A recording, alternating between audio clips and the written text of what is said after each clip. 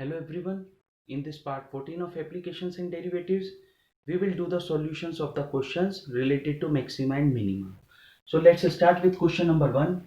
At what point the slope of the curve is maximum? Also find the maximum slope. We have this equation. So we know very well m is equals to dy by dx.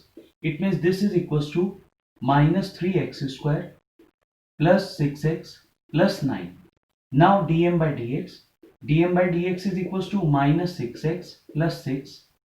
Now dm by dx is equals to 0. It means we have minus 6x plus 6 is equals to 0. It implies that x is equals to 1. Now d2m by dx square. d2m by dx square means minus 6.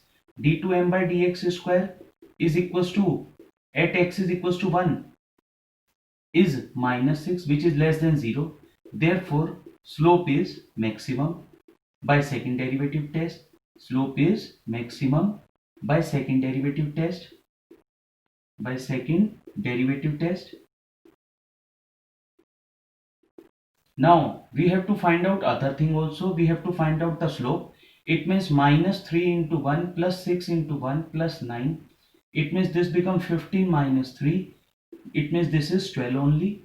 Now we have to find out the points also. Substitute x is equals to 1 in equation 1. In equation 1. Therefore we will get y is equals to minus 1 plus 3 plus 9 minus 27. It means minus 16. Therefore required points be, what is this? 1 and minus 16. So this is the way to do this question. Now let's start with this question number 2. Now in question number 2, show that the surface area of a closed cuboid with the square base and given volume is maximum. A square base means length and breadth will be remain same, because base is rectangular and in which we will use the length and breadth. Now given volume. So first of all, let us suppose length, breadth and height be of cuboid be x, and y respectively. Volume is given. It means this means length into breadth into height, x square y. This is the equation number 1. We have to show that the surface area, because it is cuboid, therefore surface area is total. It means length into breadth x square plus breadth into height xy plus height into length yx. It means s is equals to 2x square plus 4xy. Now we will convert into one variable. It means s is equals to 2x square plus 4x. Substitute the value of y, v upon x square.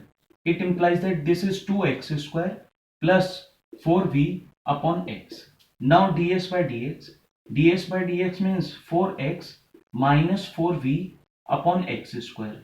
Now ds by dx is equals to 0. It implies that 4x is equals to 4v upon x square. It means 4 cancel out. It means x cube is equals to v. X is equals to cube root of v. Now d2s by dx square.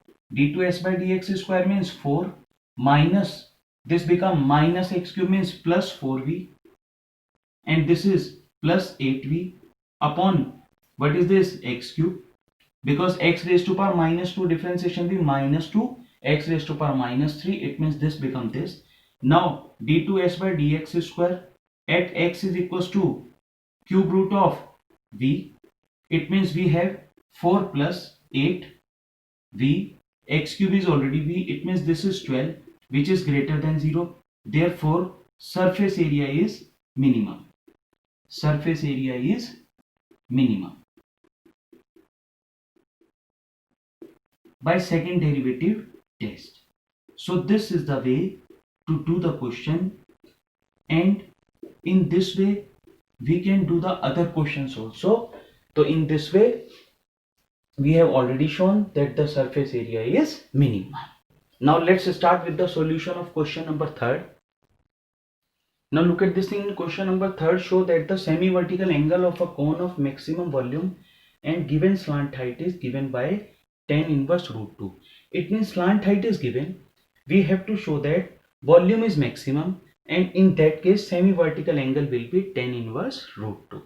So let us suppose R, H and slant height of given cone B, radius, height and slant height of a given cone B R, H and L respectively, and this semi-vertical angle is alpha. Now we know very well L square is equals to R square plus H square. We have volume is equals to 1 upon 3 pi R square H. It is already mentioned 1 upon 3 pi R square. Convert the value of R square in the form of L. It means this become L square minus H square into H. Here you have to mention L is given. L is given because slant height is given. That is why we are converting like that. So V is equals to pi by 3. What is this? L square H minus H cube. Now we will find out dV over dH. It means pi by 3. This is L square minus 3H square. Now dV over dH is equals to 0. It implies that L square minus 3H square is equals to 0.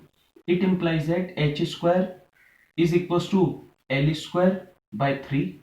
It means H is equals to under root L upon root 3. So this is H. Now d2v over dH square. d2v by dH square means pi by 3. This is into minus 6H. It means d2v by dH square at H is equals to L upon root 3. It means this become pi by 3. So you can write down minus 2 pi. And what is H? L upon root 3, which is less than 0. Therefore, volume is maximum. Volume is maximum. Now we have H already here. First of all, we will find out the value of R in the form of L. So we know very well L square is equals to R square plus H square. It means R square is equals to L square minus H square. It means what this become L square minus L square by root L square by 3. It means what this become 2L square by 3. It means R is equals to root 2L upon root 3. Now in triangle ABC, in triangle ABC, what we are observing, tan alpha is equals to perpendicular upon base. It means R upon H. Substitute the values. What is the value of R? Root 2L upon root 3. Substitute the value of H, L upon root 3. It means tan alpha is equals to root 2. It means alpha is equals to tan inverse root 2. So semi-vertical angle is tan inverse root 2. Now let's start with the question number 4th. Now find the points on the curve which is nearest to the point this. It means we have to prove that this distance is minimum. So let us suppose this is the curve. x1, y1 be point on the curve. It means y1 square is equals to 4x1. Now we have to find out the distance. Let us suppose distance this AP will be z. So, or you can say AP remain as it is. AP is equals to, what is this, under root x1 is minus 2 whole square plus y1 minus 1 whole square. Now AP is equals to, what is this, under root x1. Substitute the value of x1. What is the value of x1? y1 square upon, or we will put the value of this x1 is equals to y1 square upon 4 minus 2 plus y1 minus 1 whole square. Now let us suppose this is AP square. AP square is equals to y1 upon 4 minus 2 whole square plus y1 minus 1 whole square. It means AP square is equals to y1 square upon, this is already square. It means y1 upon y1 4 upon 16 plus 4 minus 2 y1 square upon 4. It means this is plus y1 square plus 1 minus 2 y1. Now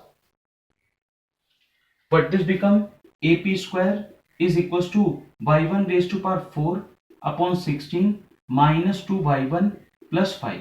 Now let AP square is equals to z. We are considering, therefore z is equals to y1 4 upon 16 minus 2 y1 plus 5. Now we will find out dz over dy1. dz over dy1 means what we are getting? We are getting y1 cube upon 4 minus 2 this. Now dz over dy1 is equals to 0. It implies that y1 cube is equals upon 4 is equals to 2. It implies that y1 is equals to 2. Now y1 is equals to 2. We will find out d2z by dy1 square. It means what this become 3y1 square upon 4 minus 2 d2z dy1 square at y1 is equals to, what is this, 2. It means y1 is equals to 2 means this become 3 minus 2. It means 1 which is greater than 0. Therefore distance is minimum. Distance is minimum. Now we have to find out the points also. From equation 1 we are getting y1 square is equals to 4x1. It means y1 is already 2. It means 4 is equals to 4x1. It implies that x1 is equals to 1. Therefore points are, what are the points? Points are 1 and this is the answer. Distance is minimum by second derivative test. So by second derivative test we are observing that the point distance is minimum. Now on the basis of this thing, try to solve other questions. Don't forget to give the answer of this question in comment box. Thanks and God bless you.